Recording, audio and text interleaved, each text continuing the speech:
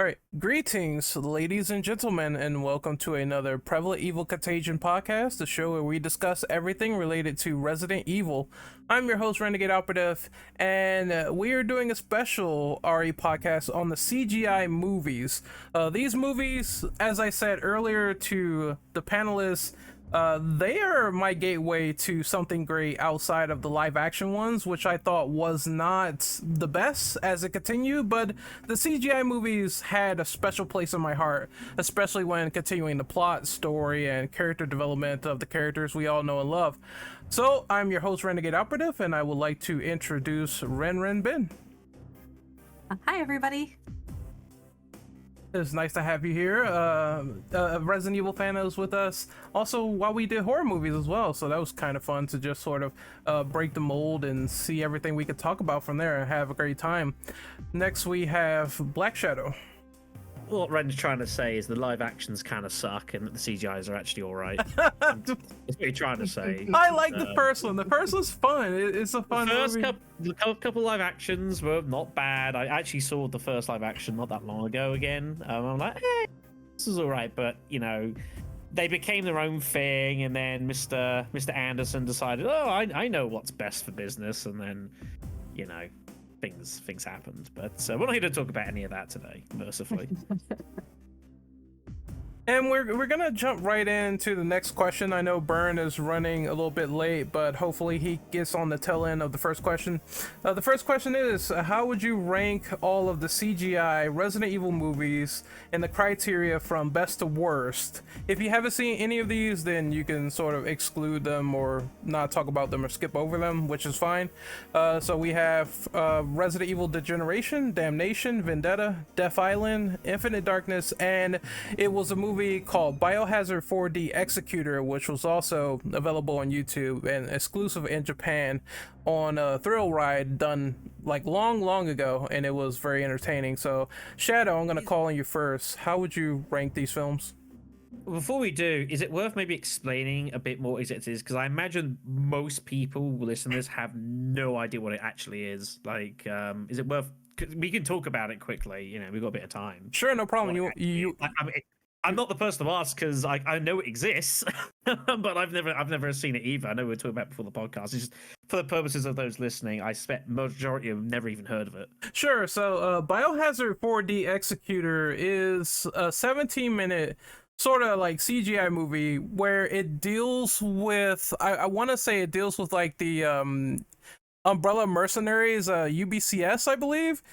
And they're sort of searching around in the outskirts of Raccoon City, and the platoon is getting killed like one after the other by this virus that is transmitted and is going into other creatures like rats, is going into humans, is going into all sorts of people. It's kind of like The Thing, where it mutates their body and it turns them inside out and is tentacles, and it's pretty disgusting. So this is a whole new virus called the Executor virus that is just plaguing everyone, and they're searching for a doctor. At the end, it gets pretty gory and nasty, even during the middle, where the doctor is found and you find out that she's the Executor virus this whole time. And the guy who survives, I think his name is Hans Gloss. I forget his name, but he gets his face torn apart. So it is very interesting because we never had anything like that where it's sort of airborne and infecting everyone so far. Sort of what the characters feared in Raccoon City with the virus when it was breaking out for the first time in history, and folks were saying, is this airborne or is it from bites? We don't know. So it's the same situation there. It's a very interesting movie, but again, it was only released in some horror thrill rides to promote Resident Evil, and is very unknown. We never got this in the West as far as I know, so this was Japan exclusive. So after that synopsis, Shadow, what do you think of it in general? Yeah, I mean, it shows its age a bit apparently when you watch it. Like this is 2000, and my understanding is it kind of looks like 2000. But back in 2000, like when people decided they wanted to do some kind of really horror gory stuff, like they didn't hold back. I mean, they don't exactly hold back now, but it was a different kind of world back then where it was very because the graphics available were a lot less sophisticated. It was a much more kind of raw experience. Whereas now, like you think, I guess the like more of the kind of gory stuff you see now of like people's faces getting sort of like half torn into bits and whatever else, and like think to like Village and some of the stuff you see of like the werewolves and such. Like it's pretty visceral stuff, but it's a different kind of world. So yeah, I should probably go have a watch of it at some point. I imagine it'd be an interesting 20 minutes. I'm sure I'll have nightmares for about a week afterwards. That wouldn't surprise me. Nightmares, but just referring back to the first question, The question itself, yeah, rating the CGIs. So we've seen, I think, all of them now over the course of time on this with this channel, haven't we? Yes. I feel like I think we've seen them all. Recently, we obviously did Death Island, which came out not that long ago, about 6 months ago. He wants to say nervously. Doesn't feel like it was that long ago, but time accelerates. As far as ranking them, it's a bit of a tricky one. I think there is a bit of personal preference for these. Like, you got Degeneration, which is the first one that came out. That was back in 2008, I think it was. That was their first foray into the world of CGIs after they've been doing. I think they've done a couple of live actions at that point. This circles around the infected airport with Claire and Leon, which I do admittedly have a.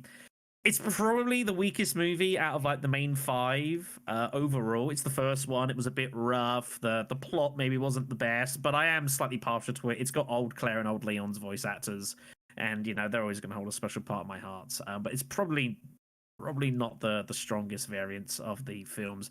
I probably rate Vendetta, I think, the highest, truthfully speaking. I think Vendetta is one of the most recent ones, back from I think 2017 it was. It's pretty wild. This is the one which has the return of like Rebecca and Leon and Chris. It's kind of it's goofy, I think, in a way, but it's goofy in a way that Resident Evil has kind of been for a while. There's some completely absurd stuff, Leon having a war on a motorcycle and just doing the most absurd things because he's Leon, stuff like that. It's almost touching in a weird way, but the action's pretty fun. Occasionally the game is a little bit almost like shamelessly silly, I think, but that's, I think, part of the enjoyment of it, and just being able to kind of have a bit more of a light-hearted look at the game. The plot itself as well is actually not that bad either. So I'd probably say Vendetta for me is probably my favorite. Probably then it's kind of tough. Like I haven't quite yet decided where I want to set Death Island, truthfully. Damnation is probably the next favorite for me. I quite enjoy Damnation. I think it's got a decent cast. Having Ada back in, I think was really good. I think there's some interesting the plot. I think the story, I think, is possibly the best story of all of them. In war-torn Europe, and they exist in the bioweapons, and I constantly forget the name of the guy he ended up with for most of that film. I continuously forget, but he was awesome. But yeah, I'd probably say for me, as I'm rattling on here, I'd say Vendetta's probably my favorite. Damnation is next. If I'm being objective, I probably have to put Death Island probably above that, but I don't know. Death Island, I think, is fine. I think it's a decent experience. It's a little silly, I think, at times. But it's nice to have this big, massive cast reunion, which has obviously got some fun. A lot of characters miss.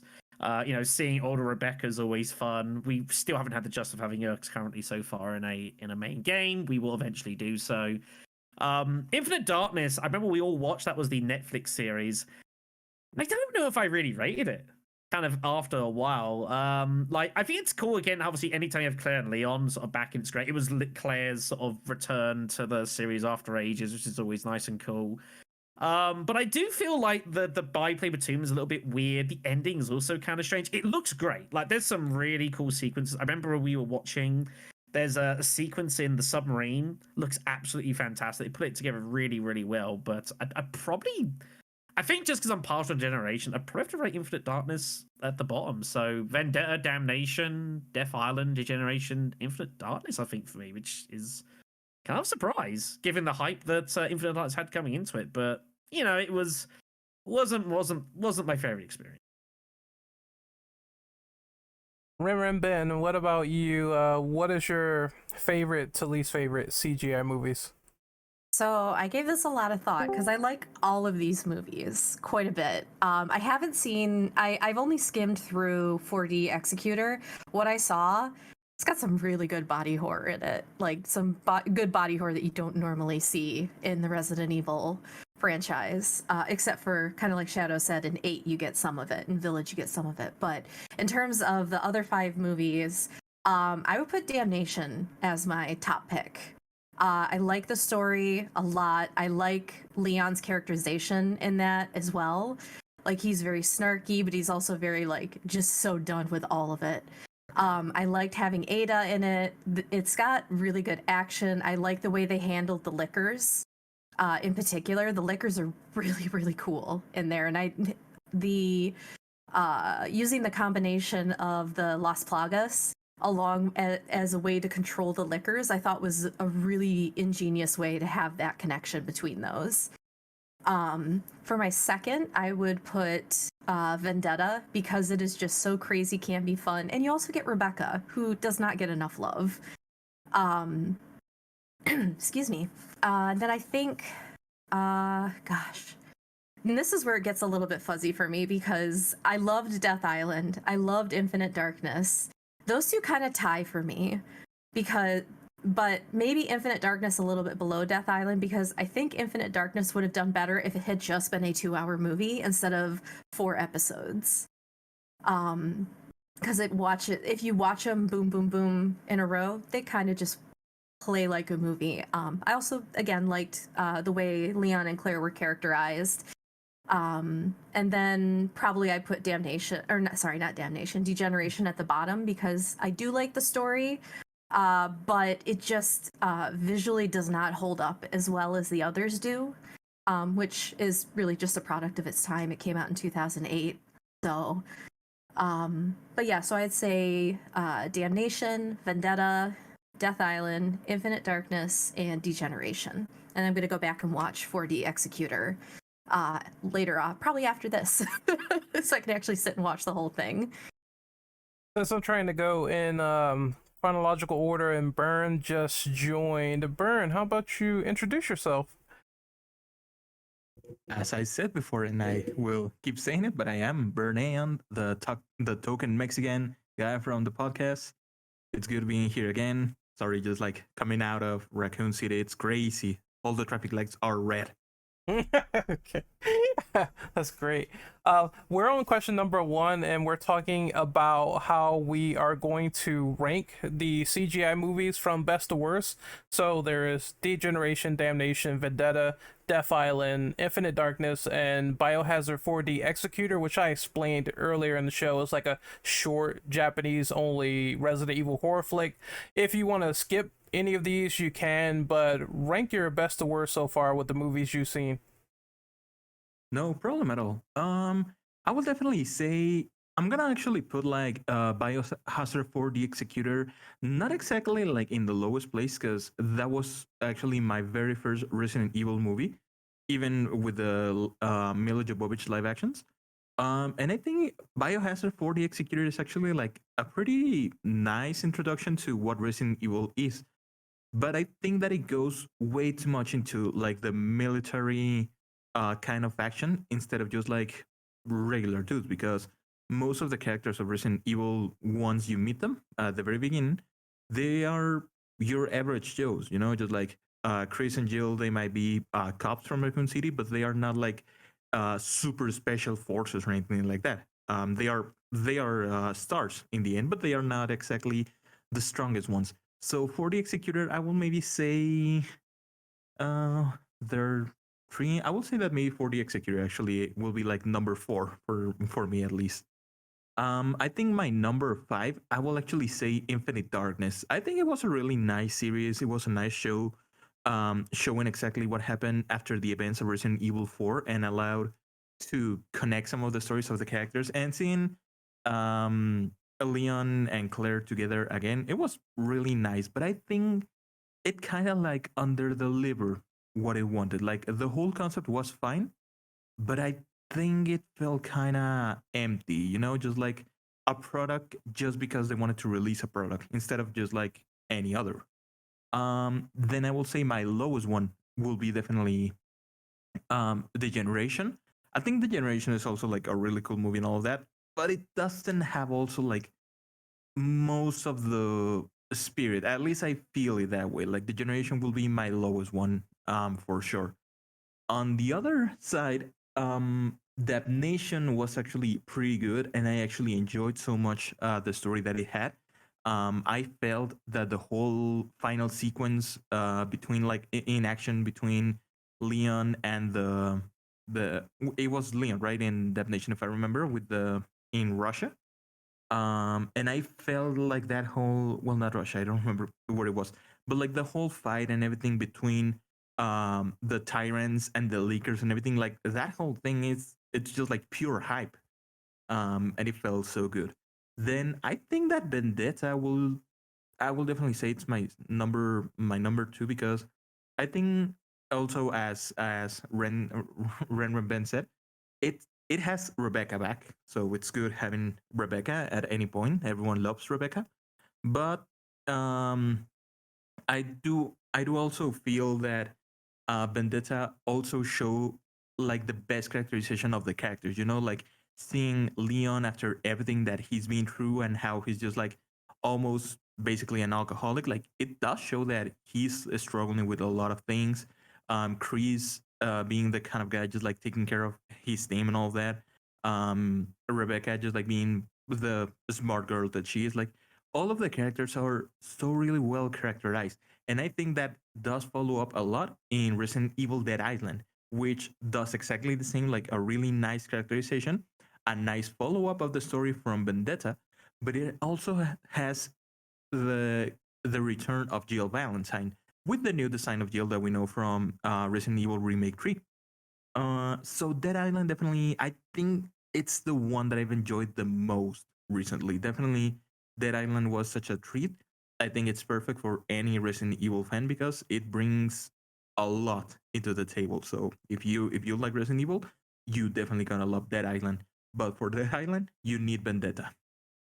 So yeah, I think that will be Dead Island number one. The Generation number six.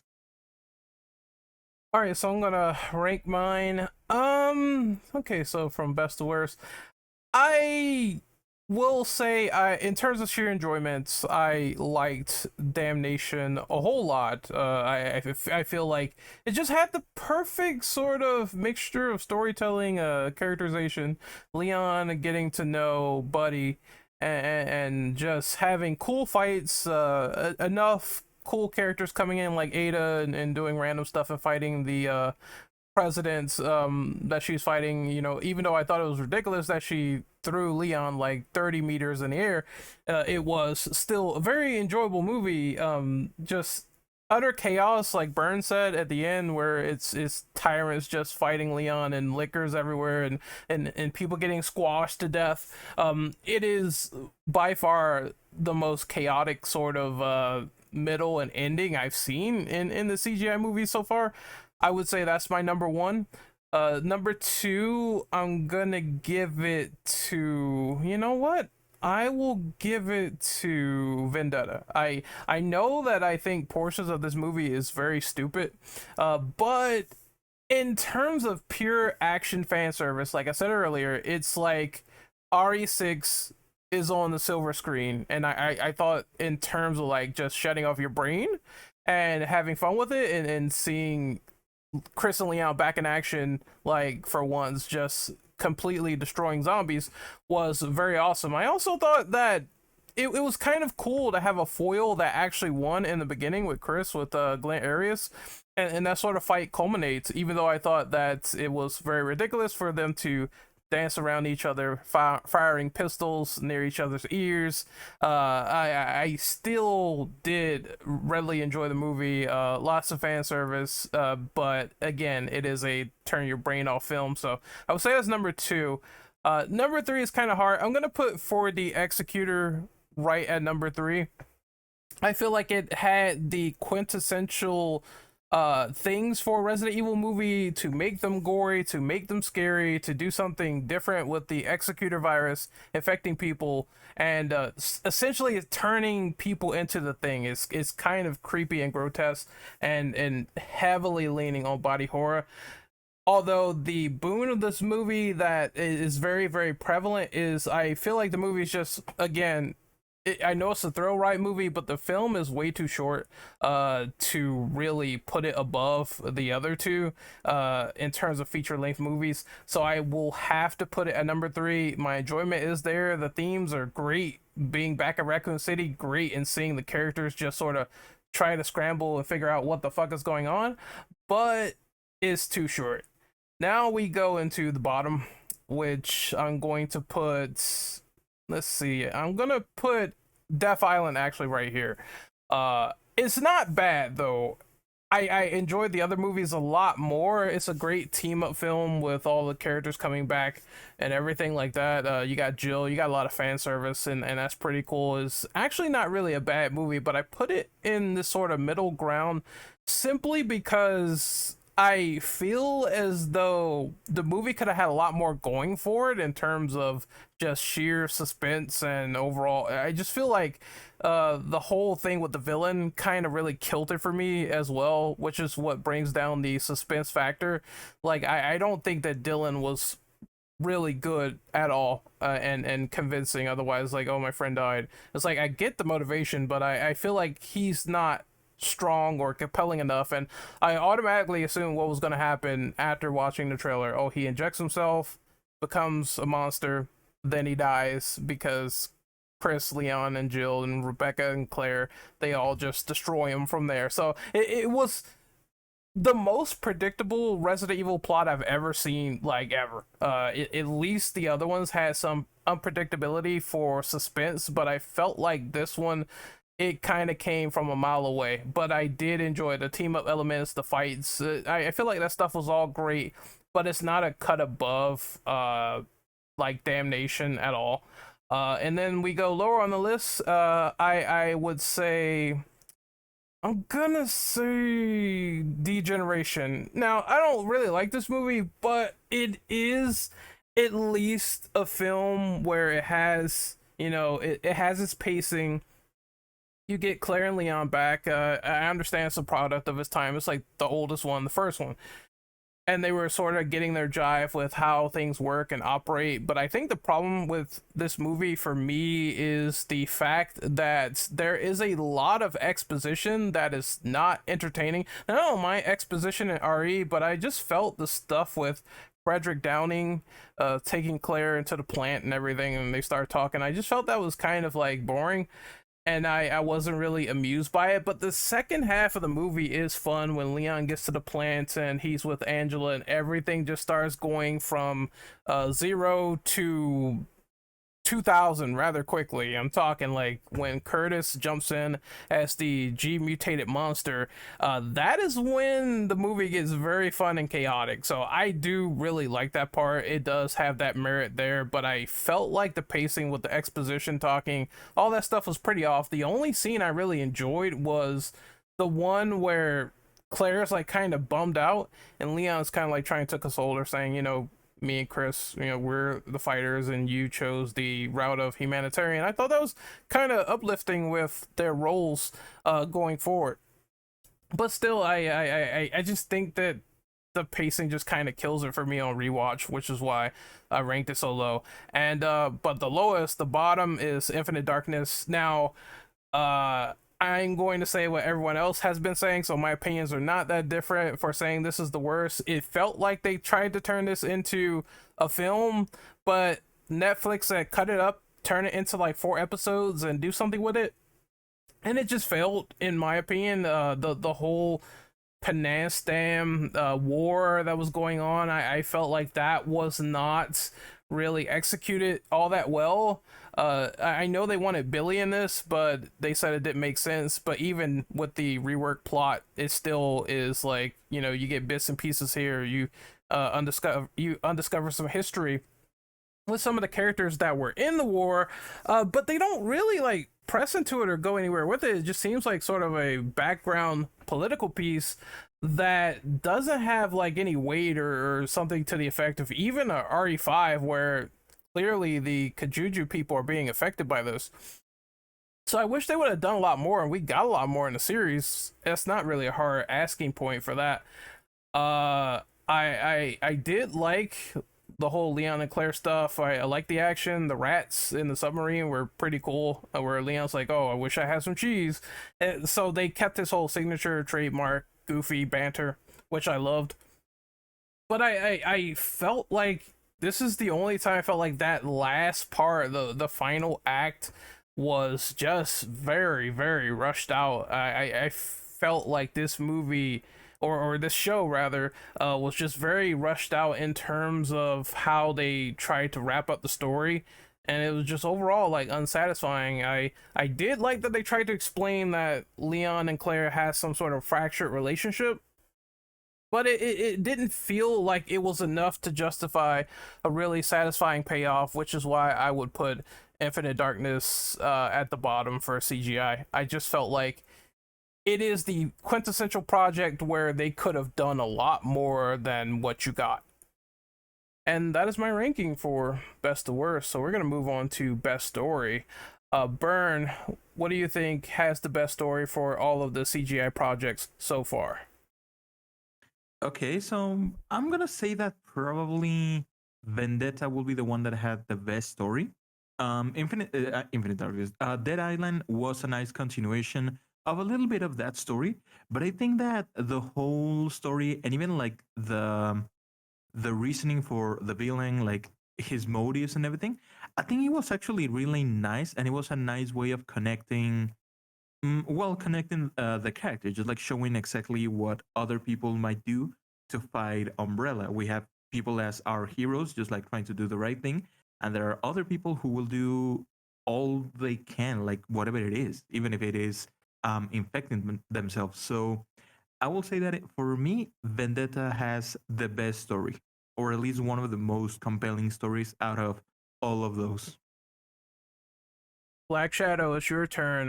What do you think is the best plot of the CGI movies? I mean, it has to be Vendetta, and I imagine we'll also. Best plot. Sorry, let me start that totally. Sorry, Miss Ray. Sorry, I'm trying to do too many things here. Best plot. I mean, it's gotta be Damnation, hasn't it? Really, imagine. I think a lot of it. I just think Damnation is just super cool. I think it's an interesting glimpse into. I was trying to read quickly and to remind myself the full story and highlights, but yeah, it's like the whole idea of like, you know, the civil war ongoing, which feels a bit touchy given the current state of today's world, but we're ignoring that, you know, and like people feeling they're so desperate, like resorting to like these bioweapons to try and win the civil war, which is, you know, pretty brutal, but you know, if you put yourself into that world, you could see why perhaps some people feel desperate enough to feel to do it. I just think it's super cool. Yeah, Buddy was the name you brought up earlier. I think Buddy as well is super awesome, which just helps me kind of enjoy that. I think he's awesome and kind of obviously busy, you know, fighting for all there so he can return to life he's previously had as well. The 80s stuff for me was always a bit weird. I know a lot of people did enjoy it, and aliens in there, but I always thought like the byplay of that sort of thing, the president was a bit weird to me. But yeah, it's for me, it's Damnation, 100%. Ren Ben, what about you? What is the best story of the CGI films? So thinking about this one, I was torn between Damnation and Vendetta because they both have really, I feel like, of the CGI movies, they probably have, those two movies have the best well-rounded, so to speak, plots.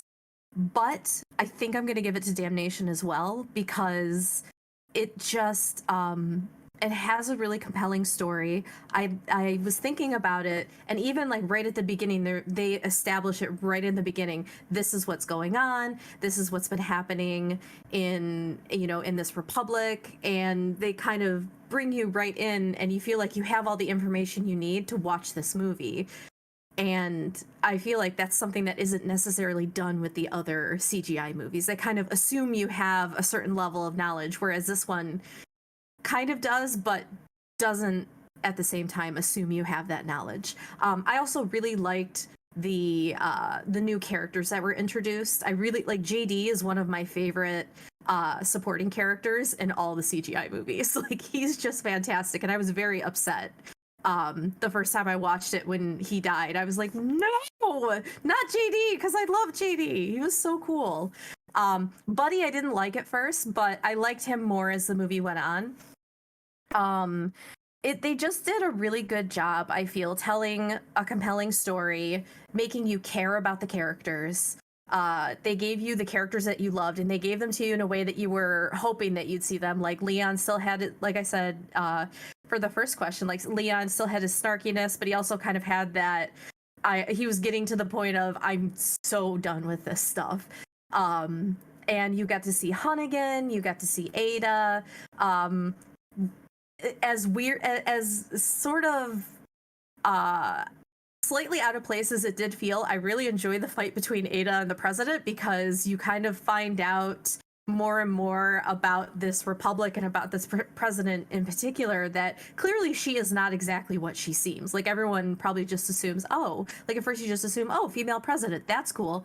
Then you find out, oh, she's, you know, this incredible fighter. Oh, she also did this. Also, she's doing some pretty underhanded things to, you know, accomplish her goals. And they also did a great job tying in you know, the umbrella, and like I mentioned, using the Las Plagas as a way to have the dominant and subordinate species to control the lickers. Like I just thought that was such a cool idea, and something that we really hadn't seen necessarily up until, you know, outside of that Resident Evil 4 world. So I thought that was pretty cool. And we got to see Ada in a different job, so to speak, other than just backing up Wesker or, you know, doing other whoever she happens to be working for at the time. It was interesting to see her actually acting like the spy that, you know, we've been told that she is. So for me, it's Damnation. All right, my answer is gonna be pretty much run of the mill, just like everyone else's. It's gonna be Damnation. I just think it's a great blueprint of a film for a story. Self-contained. It has everything you need with fan service. It has everything you need with the new characters actually being kind of interesting, and having this bonding relationship with Leon over time, where initially they are antagonistic towards him. Now it's like, as they progress further, you see death and dismay and a lot of hard feelings going into the rest of the story. Even to the point where I remember one part where Leon was like sort of giving up and saluting his buddy and taking a drink, and I just thought that was like really cool to have that humanized element in there in the mix of this movie, which I really appreciated. I thought it had great action, great use of the BOWs doing things, whether jumping around or being crazy, like I said earlier, and that was all demonstrated really well. I don't have many faults with this film now that I think about it. I felt like it didn't overstay its welcome either, and it didn't like cut too short on the character traits that were being presented. So I would say that is the perfect way to do a CGI film, which is why I enjoyed the story so much. And like everyone else said, it's just enjoyable all around. So I would say that is the best story for me in terms of CGI. Now we're gonna move to the worst story, the bottom of the barrel, the Garbaggio Hall of Fame. Which had the worst story in your opinion for the CGI movies? I will go with Burn first. So definitely, I think, and just being honest in here, but I think that Infinite Darkness is the one that has the worst story, at least for me. You could argue that maybe 4D Executor could have the worst story, but I mean, it's a short film. I don't think it wants to go so deep into like plot and everything. I think it's more like a little bit of maybe lore dropping and everything, but just like not so much. But Infinite Darkness tries to be so hard a product that is part of the main lore, is part of like all of the main stuff that we see during the games and the movies and everything. And as I previously said, I think it like under delivers, you know, like for a product that is supposed to fill in the gaps between Resident Evil 4 and Resident Evil 5 or 6, I think it just doesn't give as much as it can. The characterization of the characters is not bad. Like definitely, as I said, Leon and Claire are really good in this film, as are every other character. But I do think that they were um, not used like in the best way possible, or I think they were put in a plot that wasn't just the best in general. So yeah, Infinite Darkness for me is the one that has the worst story. Black Shadow, what about you? What is your opinion on this? I think it's actually kind of close. I think Infinite Darkness is a good shout. I think my problem with Infinite Darkness is that there is a reliance, I think, on the plot of it that is kind of reliant upon the person watching already having knowledge of other things that have happened in Resident Evil at times, which I think can be a little bit jarring. Obviously, it's set between 4 and 5, and that just is what it is. So, having played the previous game, it helps a heck of a lot. But I just think for me, it's got to be Death Island. And it's kind of annoying, like, both of them, I think, look pretty decent, especially Infinite Darkness. Infinite Darkness has got, like, some really slick sort of bits, but they both just... Whereas Infinite Darkness story, I think, is a bit confusing and is a bit kind of meh. Like, I got actively annoyed when we were watching Death Island occasionally with the whole Dylan Blake stuff. Like, I got, like, legitimately annoyed over him. Like, it's like, oh dear, well, I'm an old military dude. Oh, I had to shoot my friend and I've realized life is terrible. I'm gonna make it better by killing it. It's a bit played out. I mean, I guess it's not what Death Island was designed to be. You know, it's the big amalgamation of let's get all of the big names into our film, and let's just have lots of fun sequences. It has some decent ones, but I think the plot veers from fairly commonplace to actively like bewildering at times. And yeah, the whole Dylan thing, like he's meant to be obviously like the big antagonist of the movie. I didn't like him. I think he was kind of played out. I think he was kind of dull. I think to me the biggest antagonist was just the plot in general. Unfortunately, you know, it's such a shame. Like both things, I think they have like decent action sequences. It's just that they're not very good at the talking thing. Especially there's that moment where like they're what was it like? You've got like Claire and such. They're locked up in the jail. And there's like 3 of them outside, and they talk for about 6-7 minutes or something ridiculous. And it's just like, what is going on here? Stop talking and just start doing things again. That bit's not too bad. So, pretty close for me. I guess Generations also, you know, is a bit touch and go. But for me, it's Death Island just because Dylan Blake just kind of sucks. Ren Ben, how about you? The worst story, in your opinion, for the CGI films? So I'm also going to say Death Island, but I'm not going to say because it was the worst story. I'm going to say because it was the weakest story. It was supposed to piggyback on Vendetta. Like, it was supposed to be a direct sequel to Vendetta. And I didn't enjoy Dylan. I thought he was a very weak villain. The tie between him and Glenn Arias was so like, oh yeah, they knew each other. And it's like, I need more than that, because Glenn Arias was like, you know, such a presence in that first movie, even though like you know, I have my beefs with that character as well. But I think even though I loved seeing everybody in one place, like that was the dream. For me, Death Island story-wise could have been done a lot better. I think it could have been a tighter story. I think they could have handled Dylan's character better and given him more motivation than, like everybody's been saying, you know, just, oh, I had to shoot my friend. Like, okay, yeah, so did a lot of people in Raccoon City. You know, he wasn't as compelling as he could be. But a close second that I almost also said Infinite Darkness, because like I'd mentioned before, I didn't enjoy that they took what was clearly meant to be a 2-hour movie, or an almost 2-hour movie, and just broke it into episodes and said it's a TV series now. And I think that actually hurt it more than helped it. But weakest story, or I guess you could say worst story, would probably be Death Island, just because it didn't actually, you know, one other thing I thought of, One thing I think that I will say Death Island did do well is I appreciated that they didn't just brush under the rug everything that Jill went through, like everything that everybody has gone through. They didn't brush it under the rug. They could have very easily done that and been like, oh, they're back, yay! But instead, they actually at least tried to mention it, although it was really weird that we had Leon and Vendetta being like pretty much an alcoholic, and then by the time Death Island rolls around, he's like, yay, everything's okay now. That part I was sort of like, no, I don't quite buy that. But yeah, so that would be why although there were a couple things that I thought they did really well, Death Island I think had the weakest story. This is kind of tough for me because it's bordering between Infinite Darkness and Death Island.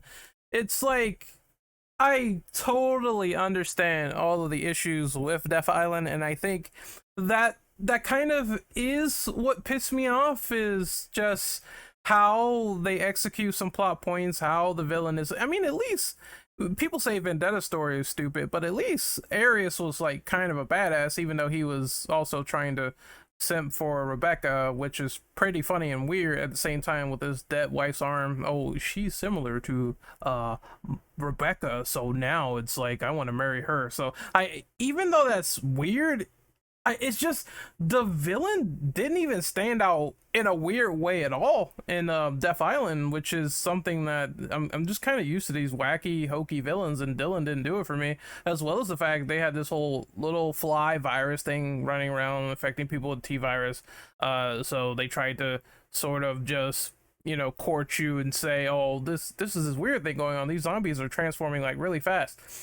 And I was just like, I wasn't really feeling that. At least some of the outbreaks were cool, and in some of the other movies where it was just chaotic as fuck, and it's like, oh, we're in ground zero, it's just time to kill everything. But even that in this whole, you know, prison setting, it was cool to have it there, but it just felt like it was undercooked on explaining things.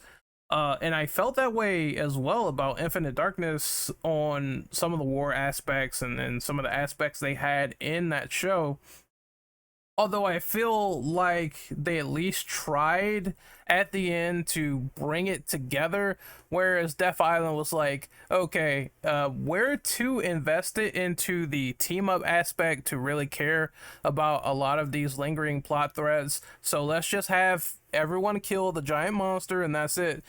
And that was kind of unsatisfying in my opinion. Now that I look back on that movie, is it worth rewatching? I would say yes. It's not the worst film in the world, but the weakest story, probably so. So I'm gonna go with Death Island on that. I feel as though they could have done a lot better than what they gave us, and even when they tried, they had the opportunity to piece it all together at the end, they decided not to. So that is my opinion on the worst story of the CGI movies. I'm going to move on to number 4, and we're going to say which of these movies had the most unique and original premise, in your opinion, in terms of stuff you've never seen Resident Evil try or do, or just ideas that were tied together nicely. Burn, you are the first one up to bat. Okay, so I'm gonna say, just like straight out, and I think the most unique and original one of this is actually Biohazard 4 The Executor. Might be controversial and everything, but as I said, Biohazard 4 The Executor is a short film that does something different that all of the other CGI films here don't do. Degeneration, Damnation, Vendetta, Dead Island, Infinite Darkness, all of them have all of the characters that we know and love. You know, Jill, Chris, Claire, Leon, Rebecca, all of those characters that we already know that they will survive no matter what, because obviously Capcom is not gonna just like suddenly kill Leon in Resident Evil Dead Island just out of the blue. Obviously not. So we know that the characters, no matter in which kind of peril they are gonna survive. But Biohazard 4 The Executor, outside of, even though during like the whole short film, the characters are out in like a deserted city, you still feel kind of like claustrophobic in that same sense. I don't know how to explain that like really correctly, but it's that you feel some sense of claustrophobia at the same time while also trying to see what exactly is going on because you don't know these characters. These are just like a team of special forces that might or might not be disposable completely. Like they might be dying in this same short, or maybe one of them will survive, maybe all of them will survive. You don't know exactly. And I think that's actually the most unique thing that they have because it also doesn't go so much into the whole like action thing. Like it does have some action sections like extremely short, but instead of like the whole movie being that, it's just like a small section while they're running away. So for the executed, I think it's actually the most unique and original out of them all, but because it's the one in which you don't know if the main characters are disposable or not. All right, I'm gonna go on this one since I seen 4D Executor in full as well. I I really have to agree that in terms of originality and what they do and everything they present here, that it is the most original one out of all of them. If there is a close second at all, I will say at least like 100%. I feel like it was crazy how they presented a lot of elements going on in Damnation, but in terms of just sheer originality and like stuff you never seen in this executor virus going around affecting people and turning them into these body horror individuals, airborne virus for the first time as well. It was well, I say second, but well, it did it first, so it was first time. But still, it was impressive to see. I really enjoyed it. They amplified the threats enough. They made it different to where it's not just T virus or G virus. This is something like completely different and serious.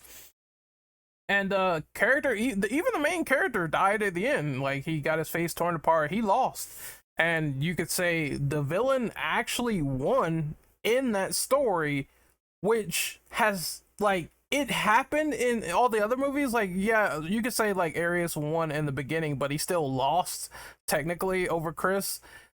But he actually like the main guy actually died. That was the protagonist of the 4D Executor movie, and the villain got away. And that has never happened in any of these other movies. I'm just gonna have to easily say, in terms of originality and just what they did, 4D Executor. Next, we're gonna let Shadow go. So I have to come up with the question that doesn't involve 4D Executor. Wonderful. I was hoping I would dodge this. No. Yeah, I mean, it's probably a fair shout out of the lot, but I've only got the main movies to go on, so I draw the short straw here. It's a tough one. I think there's several you could probably count out pretty quickly. You know, and I think it comes to me like, do you praise Degeneration for being the first to kind of dip the toes into like the more grander sort of thing? Or do you kind of, I mean, they've all got a bit to me. Degeneration like had to make a start somewhere. I actually do think the premise is like kind of cool in a way. It's not the most unique, I suppose, ultimately, end of the day. Like, you've seen outbreaks before, and you know, like lockdowns and that sort of thing is obviously, you know, it's definitely filling. It's just, again, I'm kind of partial to the film.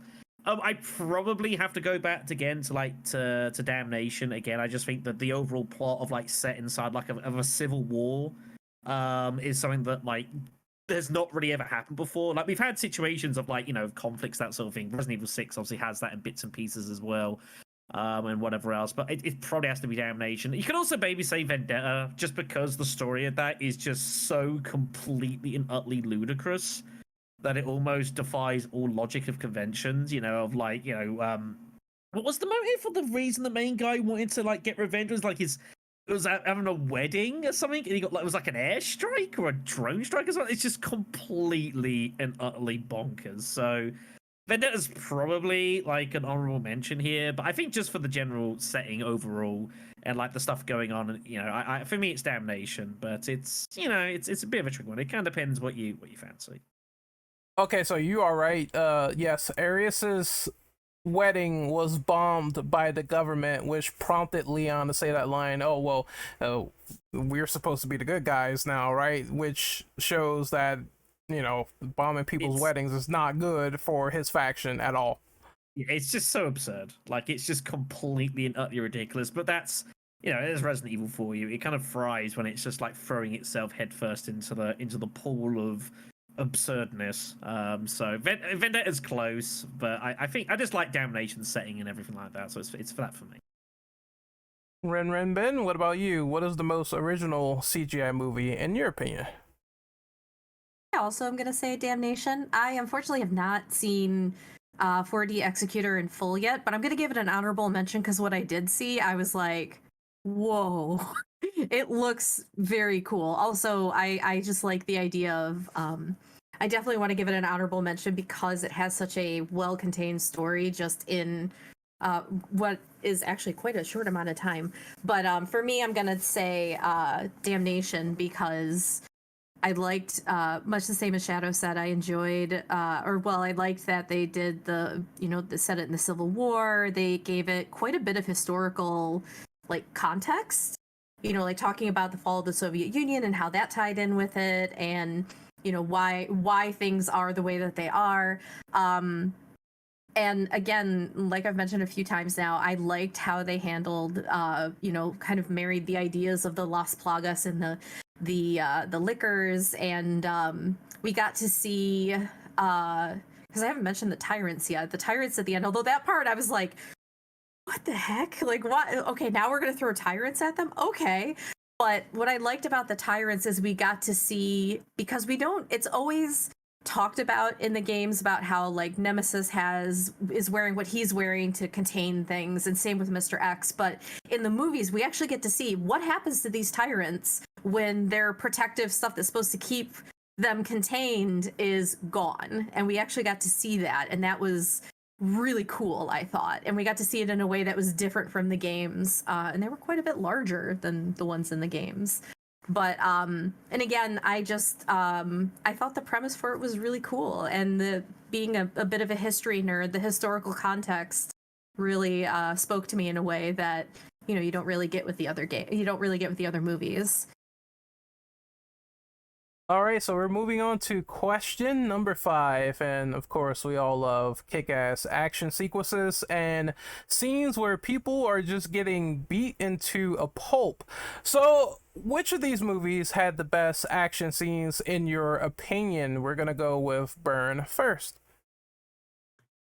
I will definitely say that will be Resident Evil Vendetta. The whole ending sequence, the whole fight between Chris and I forget his name, the villain of the story at the very end on the top of the building. His name is Glenn that whole Arias. thing. Glenn Arias. Okay, thank you. So yeah, the whole fight at the end between Chris and Glenn Arias. Also the whole shooting sequence between Chris and Leon in the zombies in the hallway. That whole thing, it's amazing. I love it so much. It looks flashy in some parts, but it's definitely, I would say that it's definitely enjoyable from beginning to end. So yeah, Vendetta for me. What about you, Shadow?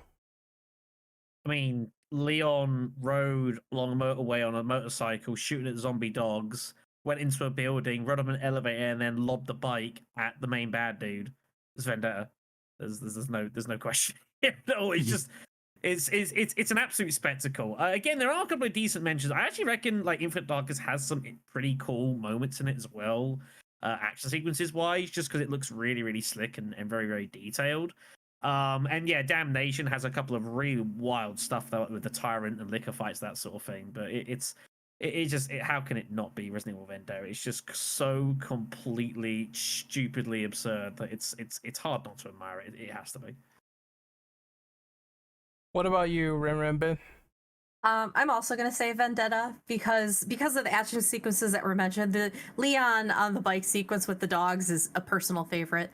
But I think also Vendetta gave us some really good zombie action sequences, like when they do the one where it's from the police dashboard cam, you see the zombies just going ham, and that was a really good action sequence as well.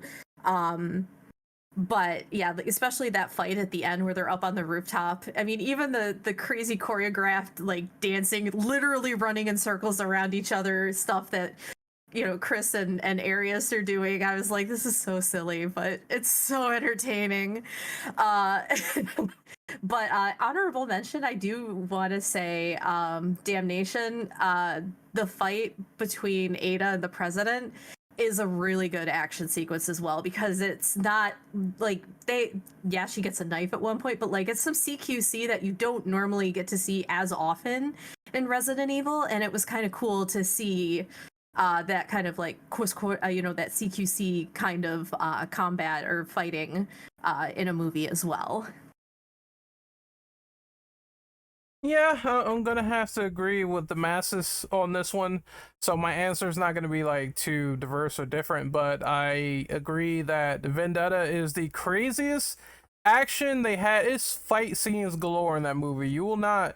There's no way that you will get bored watching any of the pure spectacle going on in that film. It is 100% insane, even to the point where I think it's like way too over the top, because I'm fucking talking about like Leon literally mows down dogs on the highway and cars galore are piling up with people in them, and he throws a grenade onto a dead dog and explodes the entire highway with civilians everywhere. It doesn't make logical sense.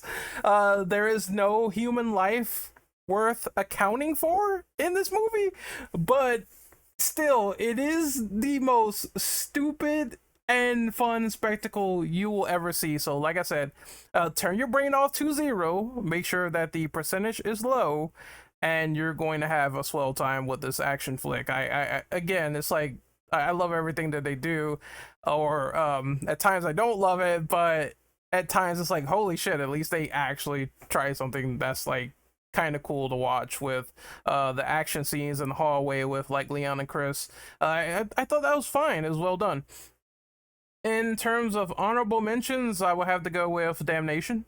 I think Damnation is a movie where it has a lot of cool action scenes as well. The only thing that stops it from being number one is the infrequency of them, and I get that. I understand they tried to focus on the human element of these characters and give them exposition as opposed to nonstop action over and over and over again. I get the point of the movie, but still, I do feel like I can't really rank this as a high action movie because of it. When the fight scenes do happen, they are incredible though, I'm not gonna lie, but I felt like Vendetta had a lot more. And that is my opinion on best action sequences. I have to go with definitely Resident Evil Vendetta, and close second is Damnation. Next, we're going to have the final 3 questions. A lot of people say that Resident Evil CGI movies are infinitely better than live action. Cite your reasoning for why people state this opinion, even if the quality varies. We'll go with Burn first. I do understand maybe why a lot of people will say that the CGI movies are infinitely better, mostly because they don't try to be like an adaptation or something. They are products based within the same world. So you can play the games and watch the movies as complementary information or lore or just like development of the characters, but they are not exactly mandatory or anything like that. Meanwhile, the live action films, well, they are supposed to be, or they were supposed to be a direct adaptation of the games, which they don't do, honestly. Although a little bit of a controversial or unpopular opinion, but I actually do like the live action films, but I don't like seeing them as Resident Evil. They are their own story and everything. They are the story of Alice and all of that, and they have characters that have the same name as the main Resident Evil characters. But definitely, I will say that the CGI movies work also a lot better, mostly because if you compare, let's say, for example, Resident Evil Vendetta versus Resident Evil, I'm trying to think about like the fourth one, Extinction. Let's go for Extinction, actually. If you compare both Vendetta to, let's say, Extinction, both our movies have the same kind of blow up action sequences that both have, but it works a lot better for the CGI movies, because in the live action they end up looking a little bit not so good, just like exaggerated, maybe a little bit too false, maybe too noticeable with the CGI. But in a CGI film like Vendetta will be, that that is not an issue because it is CGI. So I will say that it's mostly that it's because the CGI movies are mostly just like a complementary product, and also because the action sequences work way better in the CGI films because it is CGI at the end. Seeing CGI in a CGI film is way better than looking at CGI in a live action film. So I think that speaks for itself. Black Shadow, it is your turn. What do you think of this question? It's a bit multifaceted. I think it depends a little bit on who. There is a bit of who you ask. In amongst our sort of circles and dealing with a lot of like video gaming, obviously there's a lot of insistence and like perhaps irritation otherwise of when you end up not having when stuff deviates from source material. Now I wouldn't want to talk ill of Mr. Paul Anderson. I would never dream to do it, but it's, you know, he said himself basically, like, obviously as the live actions have gone along, they originally had, obviously the first one was its own thing, and then the second film, Apocalypse, was sort of semi-tied into the plot of Resident Evil 3 and obviously diving into that. But obviously as things have gone on, it became its own sort of story branch and its own thing. And the problem is that if you're interested in the Resident Evil plotline, you're not necessarily going to be interested in that because it's completely different. And also, if you decide you actually want to go ahead and watch, you know, like action movies and such, there are hundreds of them. You know, if you're going to go and do that, I'd go watch like Underworld or something, you know, that sort of thing. So I can understand why that. I think the other thing as well, like the CGIs, I think, is that they are kind of like, there's not that many movies, even nowadays, like that are like, you know, full CGI movies. You don't see that a ton. Obviously, you see a lot that incorporate elements of it, but like an absolute full-on CGI 90-minute sort of long thing is, you know, you don't see that a ton. So I think there's a degree of uniqueness to it, even if perhaps some of the films aren't necessarily the best. But I think it's just the fact that obviously the films, like for those that are like obviously interested in the RE plot line, which I think is going to be probably the majority of people that watch these films. You know, some people obviously, you know, get people who have no idea Resident Evil and will have a watch them. But I do think a large portion of the people that watch these CGIs, especially, are people that are interested in the Resident Evil series as a whole, and so they expect it to be a bit more tied into canon, which obviously they do, and they're tied into filling various gaps here and there, and that gives you the opportunity to add in the characters that you know. You can be a lot more familiar with the voice actors. Obviously, you think back to like a good example would be Welcome to Raccoon City, wasn't it? From whatever year it was. We watched that on the channel as well, I believe, didn't we? Yes, we have. Now, the problem with that is that how do you make that but keep it sort of fairly tied to the plot, which was the intention. I'm pretty sure, like, going into it, I believe that it was, you know, the same. We're going to have this is going to be fairly tied into the general plot line of Resident Evil, but, like, how are you meant to do that? Because you can't have like the voice actors that you know doing the voices for these characters because they're typically not going to be doing the acting because they're voice actors. They're not like live action actors. So it's all kind of difficult. But yeah, I think that's generally why it's generally a plot thing. I think for a lot of folks that watch these, they just want stuff to like make sense in regards to the storyline that has been weaved over the course of 20 years. And you've got a far easier job of doing that in a CGI where you can control every aspect of what's going on, whereas there are some limitations of that in live actions. So you know, and then obviously the live actions are obviously based around the story of Alice, which has no bearing on the Resident Evil plot that we know of. So what are you gonna do? Ren Ben, what do you think of this question of how people say the CGI movies are just infinitely better than live action? What is the exact problem there? So I saw all the CGI movies first before I ever saw, with the exception of Welcome to Raccoon City, which came out right around when I got really, really into Resident Evil. An unpopular opinion, I really liked Welcome to Raccoon City, especially now that I've seen all of the Anderson films.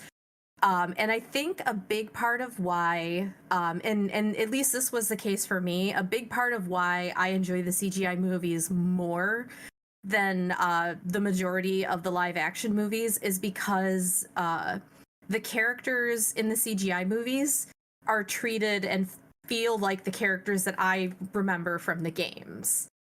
And that may be due to the CGI movies being canon to the storyline. There's, of course, as was mentioned, the fact that you can control all the aspects of a CGI movie.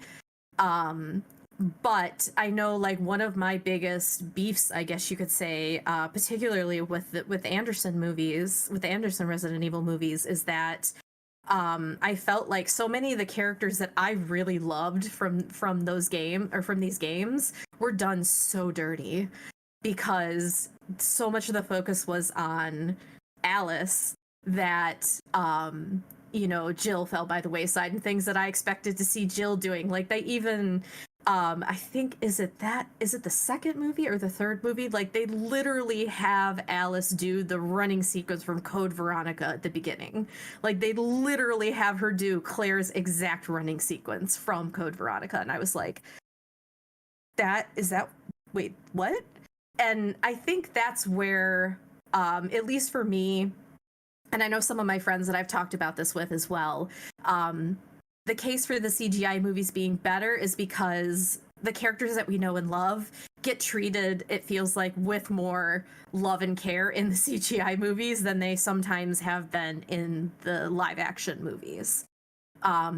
Quality notwithstanding, I still would, like I've said, Degeneration is probably one of my least favorite of the CGI movies, but I would still watch that over most of the live action movies any day of the week, because I felt like, I'm like, that's Leon, that's Claire. Those are the characters that I know and love, and they're acting the way I would kind of expect them to. And, Welcome to Raccoon City wasn't perfect, but I still felt like the characters that I know and love got treated better in that movie than they did in other movies. So I think that's where a lot of that opinion stems from, is seeing characters we know and love just not treated the way that we would hope they would be treated. Yeah, I'm gonna piggyback off of that and agree and say, I mean, we talked about this on the live action Resident Evil podcast when we talked about those movies, so I will link that in the description, shameless plug. But I remember bringing up the point where I talked about how there was a huge absence of characters like Claire Redfield or Chris or any of the other characters. I think Jill too. And I was like, Ada, Leon. I was like, what happened between these movies? And it was explained to me by someone else that you had to read one of the Resident Evil live action novels to understand that most of the characters died in Washington, D.C. off screen.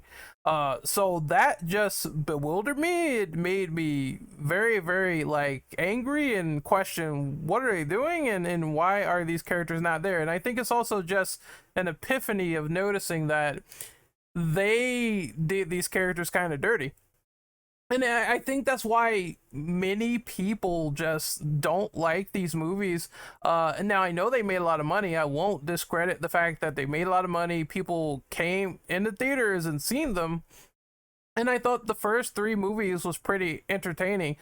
I didn't like the decisions that they did for the second film, where it's like, okay, you're going to take Jill and just sideline her and use Alice as the launching pad for the main character. I didn't like that, but I thought the movie was overall still watchable. Just once these nitpicks and nuances of issues and how time went on just sort of piled up, and it became more and more and more unlike the series with the characters. And I think that's the main problem. With the CGI movies, at least you're saying they're playing it safe by giving us the heroes that we want to see. You see Leon doing Leon things, even though they always select him for these movies, but still you kind of know how it's going to go with that character, where he's like super aged badass. Same for all the other heroes that they brought in eventually, like Chris and Claire and Rebecca. You know how it's going to go because these are the characters you know. I think that is what gravitates them more towards people who tend to like Resident Evil, because they know what to expect. They're playing it safe. But on the other hand, I do notice that these are adaptations at times. they will take liberties, and I'm not a person that is 100% against liberties. I always said, like, religiously, that I don't mind liberties being taken. This is why I thought that the Last of Us HBO show was like really great, because the liberties they took was kind of fun actually and enjoyable.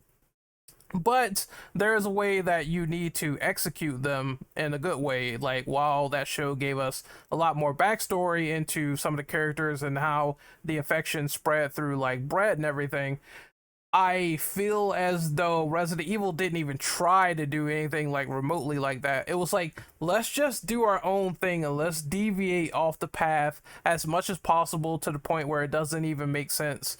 And I think that kind of is the thing that hurts that adaptation the most.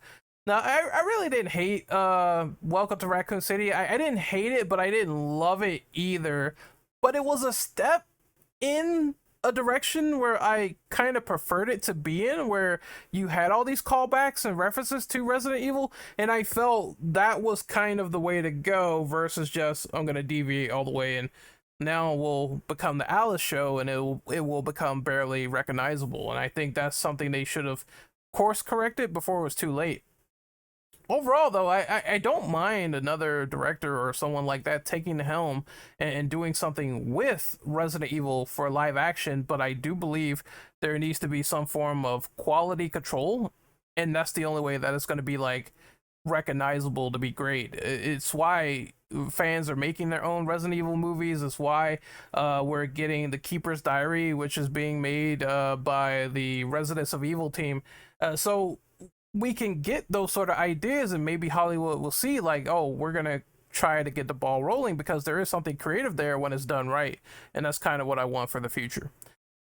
I'm going to move on to the next question, and this is a funny one. This kind of happened with Death Island, but it's about Jill's character.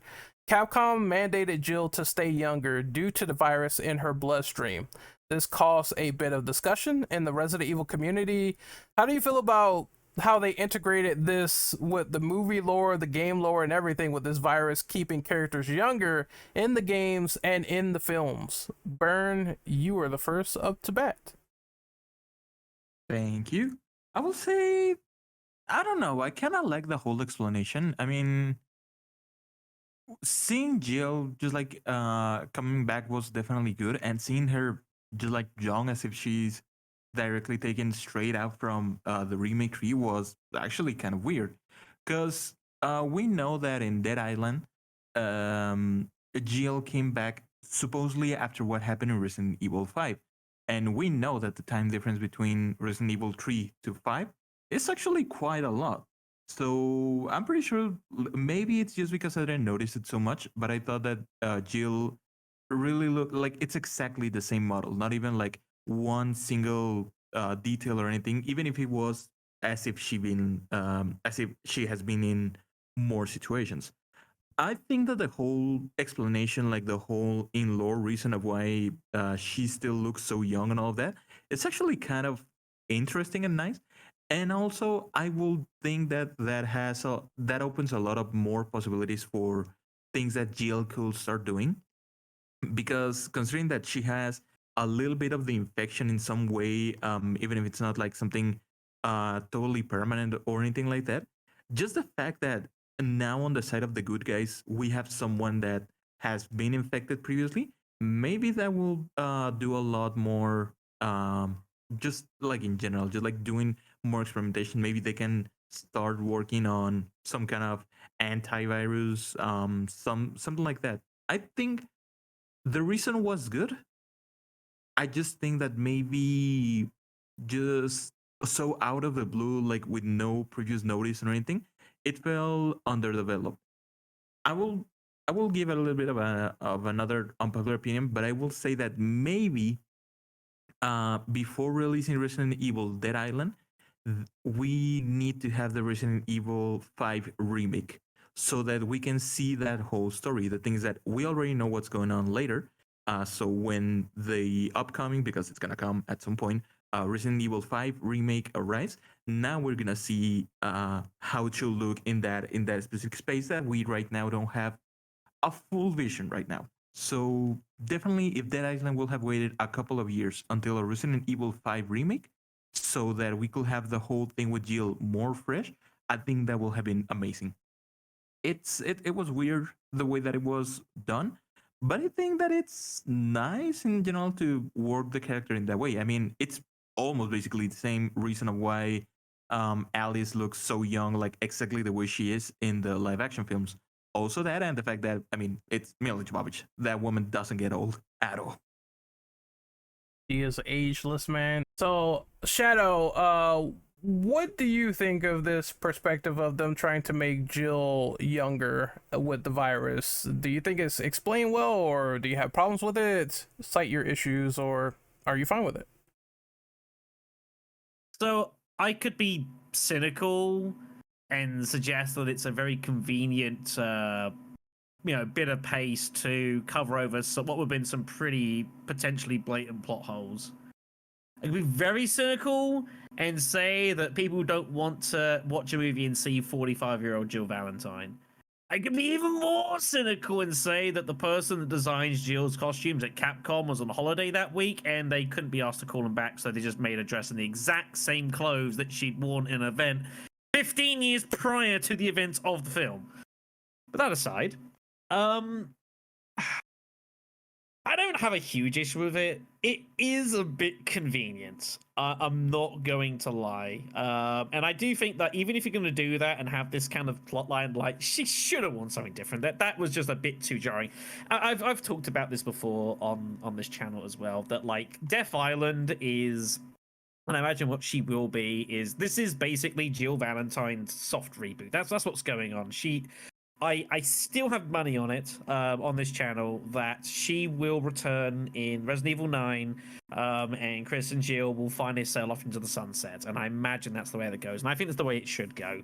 The problem is that Jill hasn't really featured in anything for quite a while, for various reasons, obviously, you know. And you think realistically, with what happened in Resident Evil 5, like, that's gonna have a lot of effects, and obviously that was touched upon in Death Island, and that's totally fine. But at the same time, as I say, it is kind of convenient. This isn't the first thing I've seen anything like that. I have played on my own channel, plenty of it, the Parasite Eve series. I don't know if any of you guys know much about Parasite Eve or have played it much. I was on the podcast with you when we discussed I know it. you were. Yeah, we talked about that. I don't know about the others here. I'll keep it TLDR because, like, I would say to folks, if you don't play Parasite Eve, you should certainly give the first one a spin. It's a bit old now, I suppose. It may not have aged the best, but it's still pretty cool. But the TLDR is that the main character of the franchise, Aya Brea, she's in a similar state where she is, but it's never been confirmed, but she might be biologically immortal. Due to the it's again a little bit complicated, but basically there is stuff going on inside of her that is the result of some crazy genetics, which basically means that her cells are like constantly like refreshing themselves to the point that it means that, like, 10, 15, 20 years sort of down the line, like, biologically she's barely aged, because that's just like her body's way of like keeping itself going.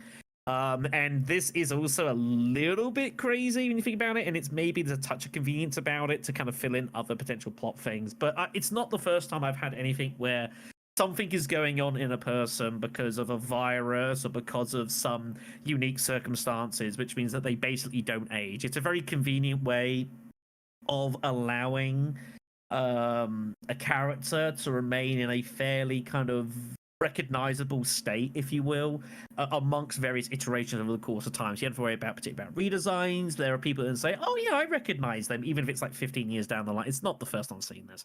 I do think it is a little bit much with Jill. Like, I get it. Like, oh, she's infected with the virus, so that means some crazy things are going to happen, and that's fine. I mean, I do find it funny that apparently she's not aged. She managed to get her hair's gone brown again. I think that's kind of funny. Personally speaking, I mean, it's fine. I can get if a couple people are a bit jarred by it, and it is a bit jarred by it. And it does mean that we know that when it comes to, again, if she does appear in Resident Evil 9, that we know it's not going to be like 50-year-old Jill design-wise. She's, it's going to be not too dissimilar to what we've seen prior.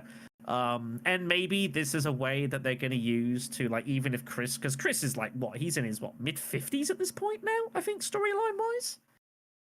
I think somewhere around there, which is, pretty old, and like he's kind of done it really realistically at this point, being in the field. So maybe what they're going to do is maybe Jill's going to be the one to go on down the line. I don't know, but the problem is then you get to the point of, like, of fatigue. You think, Resident Evil 1 was 1996? It's nearly 2024. That's it's a long time to have the same sort of characters going on. So I think it's kind of one of those watch it space. I don't mind it in principle, I guess, because I get what's going on, as long as it's not too absurd. I don't think the Jill thing is too absurd. And it's just, she just should have worn a different tank top. Like, I like the outfit. I think it's a cool design. I liked it when Resident Evil 4 remake Resident Evil 4 remake? Resident Evil 3 remake happened. I appreciated it, but she should have worn something different. But other than that, it's Ren Ben, what about you? I'm sitting over here smirking. So I'm gonna give you guys a little bit of a different perspective. So I was fine with Jill looking the way that she did, and I'm saying that as someone who's around Jill's age and does not look that age either. A lot of people seem to get up in arms about Jill looking younger. They thought Jill looked too young. They thought Claire looked too young. They thought Rebecca looked too young. And I'm like, okay, guys, everybody's got to kind of take a deep breath and take a step back. They're not 80. They're only in their mid to late 30s, early 40s. That's not that old, especially nowadays. I thought the virus explanation was an interesting choice. I'm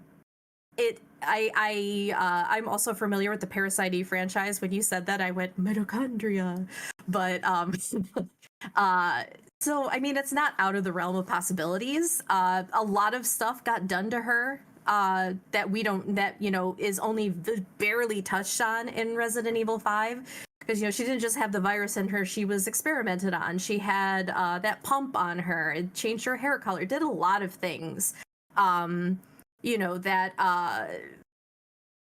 that it's due to the virus in her bloodstream kind of covers a lot of plot holes, as Shadow mentioned. I don't really care, I guess, if they say it's a virus that made them younger. At this point, they've all been infected anyways, so you could definitely run with that explanation in Resident Evil. They've all been infected with something. But I guess, like, in terms of how they went with Jill's design, I didn't mind it, because part of me also thought, because I can't remember, one of my friends made this point, and I thought it was a really, really good point. She's been through a lot, and she went through a lot between the events of, like 1998 Resident Evil 3 and Resident Evil 5 and what she went through at the hands of Wesker. That was probably like that time when she was, getting experimented on and had all those things going on. She was basically a prisoner in her own mind. Like, she was going through a lot, and I'm sure she probably does not want to think about that if she can, because a very normal response would be to just kind of block that out. So maybe, and this is probably me reaching a little bit, part of the reason why they designed, her design went the way it was, is maybe it was sort of like a way of, if you're Jill, that was when she felt the strongest, was in 1998, when she was, taking on Nemesis. She got out of Raccoon City. I mean, there's a lot of reasons they could have gone with it. It could have been laziness. It could have been, like you said, like maybe the person who was supposed to design her new outfit was out of the office that day. But I kind of like to think, because they did at least have, the wherewithal to at least slightly address some of her issues and some of the things that she went through and what is going on in her mind, because that's a lot of therapy. That's going to be a lot of therapy for a long time. But I wouldn't be like, if they said it had something to do with, like, that was when she felt the strongest. She felt strongest wearing this style outfit because it reminded her of when, like, better times. If they said that, I'd be like, honestly, that makes a lot of sense to me. That seems like a very valid trauma response to have. So I guess, but going back to the original question, it didn't really bother me that they said that. It never bothered me the way that any of the three women in Death Island looked, because they're not that old. They're not that old. Chris has seemed to age a little bit rougher, I think, but also in general, women kind of can age a little bit better than men anyways. So it didn't bother me as much as it seemed to have bothered a lot of people in the community, which I thought was interesting. But yeah, that's my take on it. I'm going to be blunt. Normally on this topic, if they do decide to make Jill with white hair and make her older or put wrinkles on her, people are going to bitch and cry anyway. So it's like, why do you want this choice and decision to happen, knowing that you're gonna say, "Oh, she looks too old now. Like, she's not bangable anymore." I'm just like, I don't think people would be pleased either way if that happens. That being said, I understand from a plot perspective that it is cool to see characters aged up from their original counterparts. You know, you go back and you look at Leon from how he was a naive, fresh-faced baby in Resident Evil 2. Like, he's just green. He's completely new on the force, his first day on the job. And then you look at him from RE6 and you can tell it's the same sort of design philosophy, but he's more grizzled and gruff, and he has the leather jacket. So it feels like there's a lot more style to the character this time around. And I like that transition from, you know, the guy who was green on the force to now he's this badass veteran that can take on anything. And I do like that they show some sort of representation there of how these characters have matured over the years, because it has been like 20 something odd years since Raccoon City. So I do like that, and maybe they're going to show more of that with RE9. I would like to see them delve into how some of the time skip has gone and how the characters look from then to now after Village. I do want to see that progression, because a lot could change in like 15, 16 years, and that's a long time for the heroes. Obviously they're going to be significantly aged if they show more of a window into the future, but I think it's going to be like over time. It's going to be flashbacks in RE9 if so, and they're going to show how present happens and how past happens, and then maybe it's going to be a thing like that. I don't know, we'll wait and see.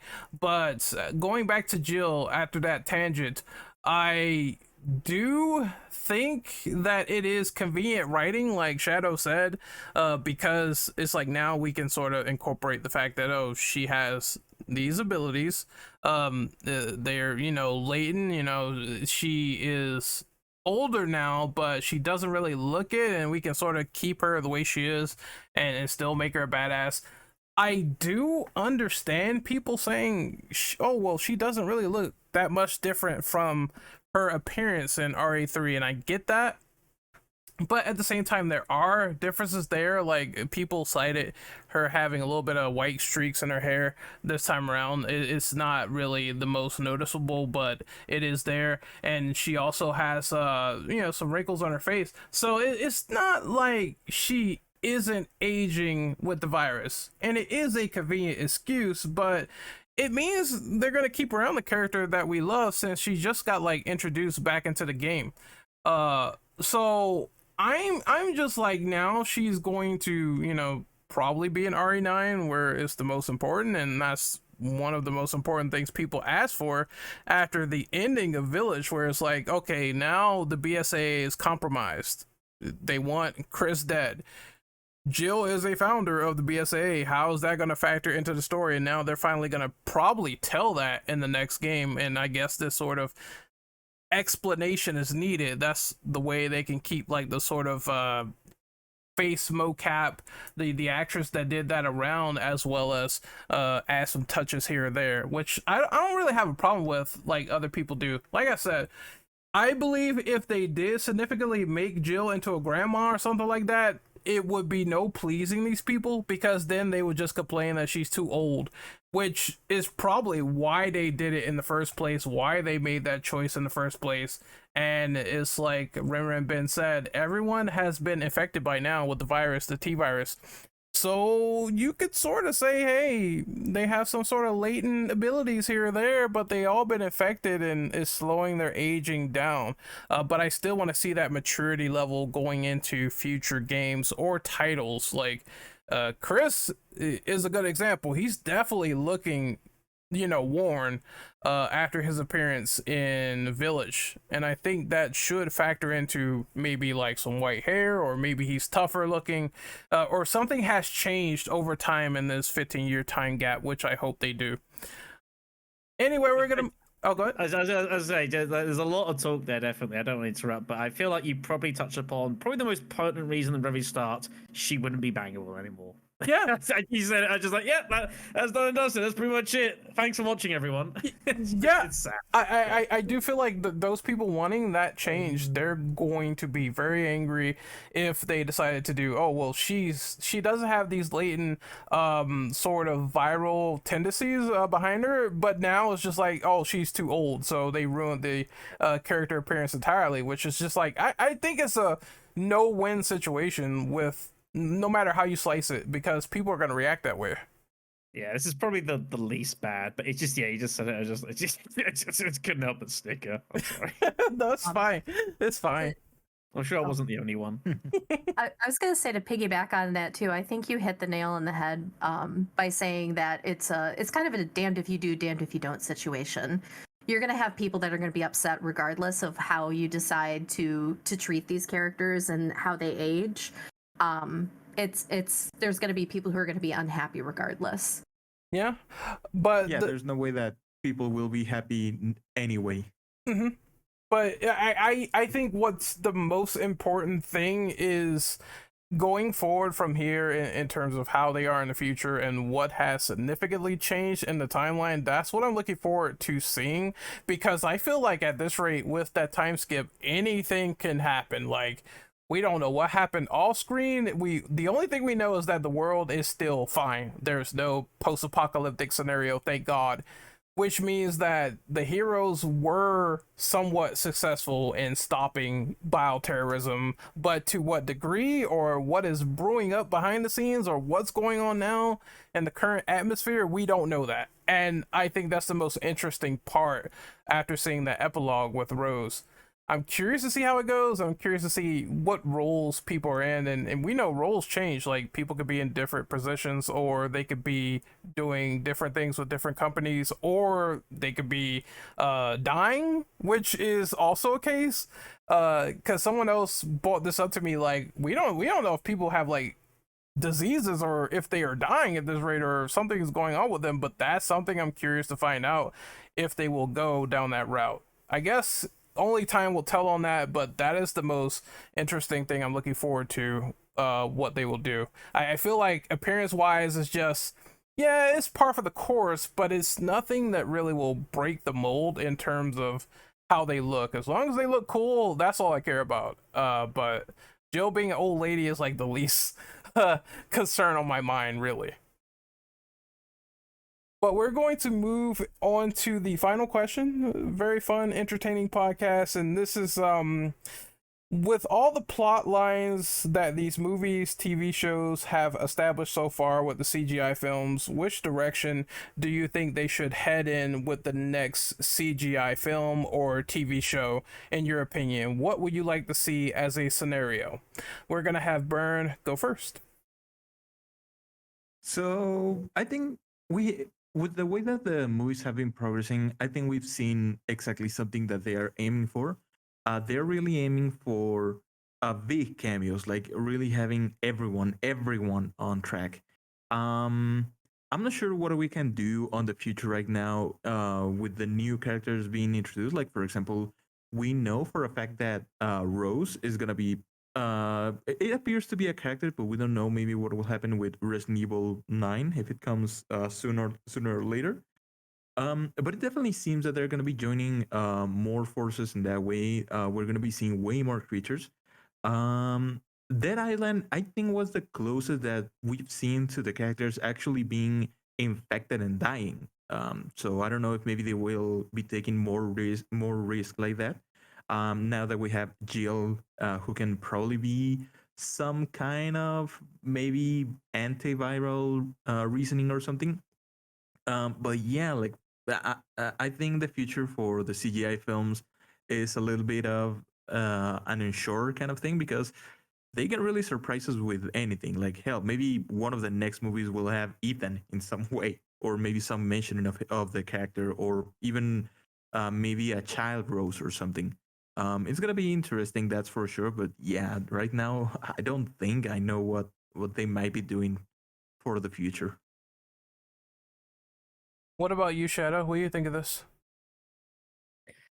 It's a bit of a tricky one. It's the problem is that I really don't know. I don't think doing stuff that's gonna tread on the toes of like upcoming imminent plot from the Resident Evil games is probably a good idea. I think that might be a bit much. Generally speaking, these films have either like done something which is not related to the plot of anything that's gone on in a main game, or has been like obviously a loose tie-in, filling gaps in between them. And I think that's generally been a pretty decent spot for them to fulfill. I do think that maybe an area that could be of some interest. Again, it's difficult because like this is, I think, is going to be a main part of Resident Evil 9 because it was obviously alluded to. Is the corruption of the BSAA, and I think what might be a nice way to do it is maybe something that leads in sort of between 8 and leading into 9. Like I say, they've done lead-ins between like 4 and 5 in Revelations, but those have come way long after the actual facts. Whereas I think actually maybe doing something that leads in from Village into the upcoming 9 as like so that like if you've watched it, there'd be some nice touches to it and some things you might appreciate about the story coming up soon, but it's not mandatory. Maybe sort of similar to like Remedy has their obviously their combined universe for like, you know, Alan Wake and Control, that sort of thing, like Alan Wake 2, which you don't Control is the same as a Control. Control has some references to stuff that's going to happen in Alan Wake. Obviously has the DLC that is, you know, or AWE did the Alan Wake DLC. You don't have to have played Control to know what the hell's going on in the second game, but I imagine it certainly helps. So maybe that would be a nice thing to do. We do know that, like, for example, like Barry eventually got talked into join the BSAA. Well, why not have something where Barry's sort of involved in a little bit? You know, maybe like he's kind of involved with some, you know, biohazard sort of thing that's going on, which then gives more further credence that maybe things aren't quite what they seem back with the BSAA, you know, and just little touches here and there of plot that will lead into what we'll eventually see with the ninth game. I mean, that would be the most logical way to do it. It doesn't have to be anything too heavy. Again, any chance to get Professor Chambers on screen is always appreciated because she's awesome and always deserves more screen time. And I think she will actually appear in the ninth game as well. I've got that as a quiet potential as well. I think she might well make a cameo, which I think would be nice. But we'll have to see what comes up. But I think that would be my best bet. The other option as well is maybe like obviously that the winter storyline is over overall, but of course that doesn't have to necessarily be the case. Like as far as like, you know, Ethan's dead, but obviously his daughter certainly isn't. So maybe a touch into that as well could be an idea. And I think that's something that could be cool as well. We know obviously that she has a lot of crazy stuff that she can do. That might be pretty cool to have in a CGI sort of setting, you know, where you can have, again, a lot more freedom with what you're making. Something like that maybe in like a live action might be a bit difficult, and I would suggest has proven difficult perhaps with some of the CGIs we have actually seen in the Resident Evil series, the live actions we've seen in the series, but under CGI pretenses and an environment where you can make whatever happen however you want, maybe that might be a nice way to actually incorporate a bit easier. So that would be my punt. You know, have like kind of like a little mini lead in of its own thing somewhere, some event, wherever you want to have it, but it leads into the with some teasers to what's coming into the ninth game would be my show. Ram Ben, what about you? I agree with what Shadow was saying that it might be fun to have a future CGI movie lead into or like hint at things that are coming in 9, even if there was something that even if it's something that, say, the game comes out, people played the game, and then this goes back later, and I mean, probably potentially that would be a DLC for the game as well, but I think that would be kind of cool. But one thought that I had, not related to a future Resident Evil 9, is I think it might be kind of cool to actually go back and touch on, even though it is a DLC that you can play for RE5, I actually would be really down to see a CGI movie version of what is the DLC with Chris and Jill? Lost in Nightmares. Because that whole sequence was so cool, and I wanted that DLC to be like 4 hours longer. Like, it needed to be so much longer. So to kind of have a chance to expand on that with a CGI movie would be really cool. And also potentially very cool to tie into a potential Resident Evil 5 remake. So, I mean, that's something. I mean, there's a lot of plot lines too that I can think of that they've set up in the movies and then just kind of like pretend. Then they just kind of is like, oh well, you know, whatever. They just never come back to them. Like, I'm still really curious about do Claire and Leon ever like patch up their friendship after they had that falling out at the end of Infinite Darkness? I thought maybe that would get addressed in Death Island, and it didn't. But I was also really curious. Like, that's something that I'm curious about as well. Like, that's one plot line, and you know, there are others as well. But you know, kind of going back and you know, tying these things in, or tying them together and tightening them up might be really exciting to see as well. It might mean that some of the movies, the only downside is that it could mean that some of the movies might, the CGI movie ideas wouldn't be as action oriented. Like, they might be more talking or more, you know, behind the scenes, so to speak, type things. But I think of the ones I mentioned, probably if they ever did do like a CGI movie of like that Lost in Nightmares sequence or something similar to that, that would probably provide them with lots of opportunities for action. But yeah, I'm not sure otherwise like what scenarios I would want to see, because Death Island's premise was like so completely out of left field and like not something I would have ever expected, that I'm like, I'm kind of just happy to see what they come up with next. I do want to just quickly throw in with the Claire and Leon thing. Infinite Darkness is set like 10 years prior to Death Island, so yeah, it's a long old time, that, isn't it? Like, plot wise, in regards to like their relationship sort of thing. So I assume something happened in between, but I do agree. Yeah, and that's I was gonna sorry. Good. I was gonna say, yeah, that's why I would like to see that though, because clearly they got along fine in Death Island. But I'm like, you know, like they established like that like basic philosophical difference to how they're approaching fighting bioweapons. Claire's doing it her way, Leon's doing it his way, and now they're at an impasse where, you know, she thought that he had her back and vice versa, and it turns out no, he's gonna do things his way, and it, you know, she doesn't agree with that. So I'm like, okay, I need to know more about this. I think that, and I know that it's kind of weird and lame, but I do think that this plot point was resolved with Resident Evil 6. Now, a lot of people don't know this, but there is a file that explains that Leon and Chris met up for the first time ever behind the scenes before that game by Claire. So we don't know the full extent of their relationship by then, but she did introduce Leon and Chris together. And I think that tore down the sort of barrier between the United Nations, BSA, and the DSO, because it was mentioned in one of the bonus files. That's all we know, and that's about it.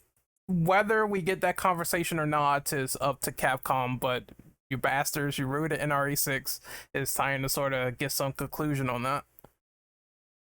Well, and wasn't Claire originally supposed to be in 6, but because Revelations 2 was also coming out, that's why we got Helena and not Claire. I've heard something like that, yes, and I wouldn't be surprised because Helena's China outfit, it looks very reminiscent of something that Claire would wear. It even is the red jacket and everything. So I was just like, okay, was this supposed to be Claire? Like I had that thought in the back of my head for like the longest time. I know I've heard that a couple of places that she was originally supposed to, but because of Revelations 2, which makes sense because they're like, oh, we don't want to have her in too many things. But if it had not been Helena, then we wouldn't have had like all the stuff with her sister and that whole freaking scene that everyone loved, where I mean, You know what, Ren? It's gonna be actually extremely weird, but I've been replaying Resident Evil 6 co-op with a friend, and we just finished the Leon campaign, and we actually noticed exactly the same thing. Like once we finish it, we were just like, "Isn't she wearing exactly what Claire will be wearing?" And my friend was just like, "Oh yeah, you're completely right." Like out of the blue, I wasn't even thinking about it, but it just like seems so weird. We both were saying just like, "Oh, maybe Elena is gonna become like his new Claire." Yeah, that's what I was thinking. Well, then that would make the shippers go crazy because I believe Leon kind of hits on Helena on the airplane. So I would have been tormented for life. Doesn't because... Leon hit on, for Christ's sake? Yeah, I mean, but literally it's gonna say cool. the same in thing. the damn sub, this lady she's seen for like 5 minutes. I mean, Claire is like dinner? the little sister. It's just kind of, Is that hey lady? it's just That- kind of like not happened yet to the extent of Angela, but I digress. you know what? It's fine. He can have Helena. I will take Alison Court any day of the week. You know what? That's fair enough. That's fair. My opinion on this question, I'm just gonna keep it straightforward. There are various ways they could go with this. I think you guys gave some great ideas, like exploring Rose a bit more, because Capcom did make the statement of, oh, we're not going to explore the Winters family going forward, which tells me that Rose is going to be like NPC. So they could just use that character with her powers and abilities and more about her in the future in like a CGI movie, and it would make sense. You could put all the action you want because everyone said Rose is like a Final Fantasy character. You can make that a spectacle in itself, and that would be funny to watch, in my opinion, or it'd be like entertaining at least. Then there is the cut concepts that keep getting introduced but also cut in these movies. I can tell they want to move away from Leon. They keep wanting to, but he is the poster child, and they just keep putting him in. But I can tell they want to move away because originally Billy was supposed to be in Infinite Darkness, and they said it didn't make sense. And then Sheva was supposed to be in Death Island, and they said it didn't make sense. So it's like, now we have Death Island, which is funny because that is the big team up movie. It would have made sense for her to show up or cameo or do something. I think what they should do is take an original idea, whether it's Billy and Rebecca, and just make that into a movie, make it a grounded horror movie, and go from there. And then you could do a big team up like every now and again. Make your Avenger style Resident Evil movie that's like Death Island, where you got like fan service galore, and you can sort of cater to that side that only care about seeing those characters again. And I don't want to rain on people's parades, but if we never see Billy again, like, I will not shed a tear. no, I'm sorry. I also second that opinion. I think it's fine, but the only reason I mention him is simply because they cut him from Infinite Darkness, which is it's like he was just almost there, and then they got there and they said no, we're gonna scale back because the story would make sense, which I agree with the director. Having Billy in a war situation again with his character knowing that he is done with that would never have made sense, but Yeah. the fact that it was almost there was pretty telling, actually. He was a heavily wanted man. He got through some nonsense, and then he went off and walked into the sunset. And as far as my headcanon is concerned, he was hit by a train. That's that. It's fine. Though, for those of you that you're members of the Billy Cohen Appreciation Society, you just gotta let him go.